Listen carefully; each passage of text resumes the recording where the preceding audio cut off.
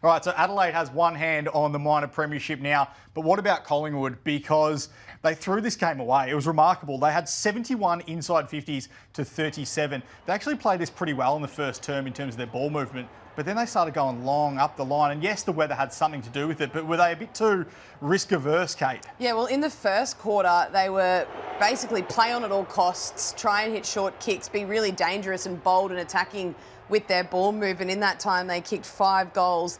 From that point after, they went into this long, slow ball movement, which we've seen at times this season from the Pies, only resulted in 3 goals for the remainder of the game. That is the biggest inside 50 differential that Collingwood have ever given up and not gone on to win the game. So the fact that they're plus 34 for inside 50s, but only kicked the 8 goals, the Crows had 9 goals from their 37 inside 50s. That is the big part of the match where really their movement inside 50 let them down. So they cough up a 25-point lead at quarter time, do Collingwood. They've lost 5 of their last 6 games now. They are in extreme danger of dropping outside of the top 4 by season's end.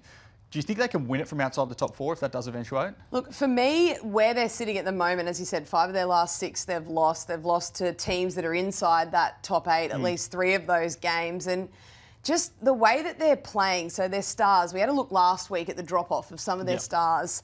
They're not playing good enough football consistently enough for me to say that their team is stable enough to win from outside the top 4. You have other teams that are sort of threatening outside that top 4, like the Giants, when their stars are all firing, they are as good as anyone in the competition. But for me, what we've seen from the last sort of 5 to 6 weeks from Collingwood, it's been a bit Dacos or broke, really, at times. And that's both Dacos players. So it's one of those things, I don't think they can win it from outside the top 4 at this point with the form that they're showing across all 3 lines.